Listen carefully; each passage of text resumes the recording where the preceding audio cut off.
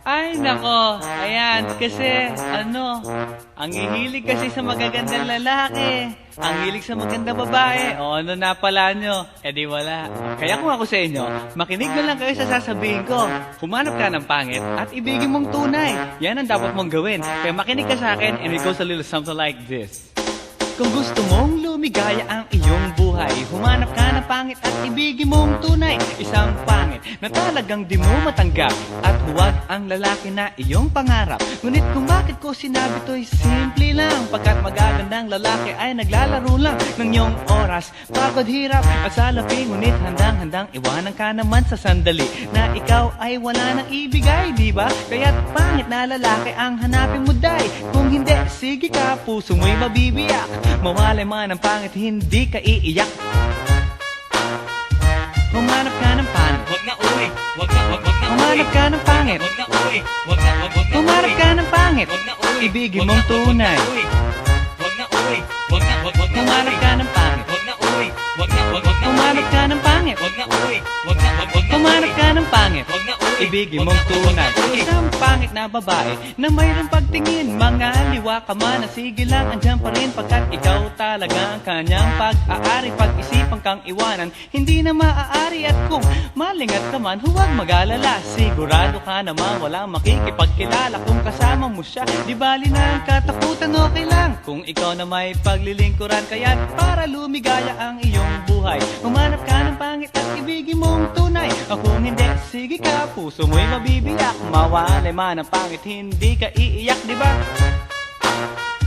Humanap ka ng pangit. Wag na uwi. Wag na Humanap ka ng pangit. Wag na uwi. Wag na Humanap ka ng pangit. Wag na uwi. Ibigin mong tunay. Wag na uwi. Wag na Humanap ka ng pangit. Wag na uwi. Wag na Humanap ka ng pangit. Wag na uwi. Wag na Humanap ka ng pangit. Wag na uwi. Ibigin mong tunay. Sasabihin ko sa inyo kung anong nangyari nang may na-date akong isang pangit na babae. Manliligaw daw niya ay talagang ang daming, ngunit nang siya'y nakita ko mukha siyang lalaki. At sa akin ay matatawa ka talaga, pagkat kahawig na kahawig niya si Zoraida. Maniwala ka't ako'y napaibig niya. Bakit? Eh kasi ang bait-bait niya. Lahat ng aking hilingin di tumatanggi. Palagi siyang nakahalik sa aking pisngi. Ako'y shock. Araw-araw na tuwing kasama ko siya, gusto ko sumigaw, gusto ko iwanan siya. Ngunit ako'y nag-isip, ito ba'y totoo o isang panaginip? Di siya maganda, ngunit ako'y kanyang hari. Iyan ba dahilan kaya't kasama mo palagi? Sabihin man nila na ako'y mangmang, para sa aking kagandahan ay hanggang balat lamang. At sa inyo mayroon akong ibubulong. Second anniversary na namin to, chong. Kaya't para lumigaya ang iyong buhay, humanap ka ng pangit at ibigin mong tunay. Kung hindi, sige ka, puso mo'y mabibiyak. Mawalay man ang pangit, hindi ka iiyak. Sige na nga. Humanap ka ng pangit. Humanap ka ng pangit. Humanap ka ng pangit. Ibigin mong tunay. Sige na nga. Humanap ka ng pangit. Humanap ka ng pangit. Humanap ka ng pangit. Ibigin mong tunay. So you better watch out, you better not cry, you better not pout, I'm telling you why. Humanap ka ng pangit at ibigin mong tunay.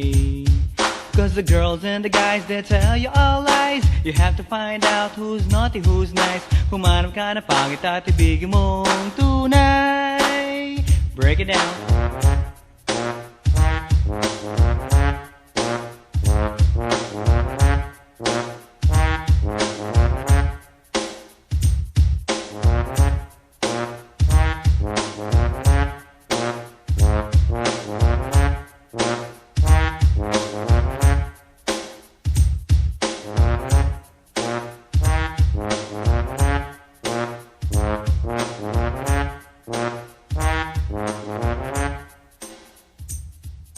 Bye.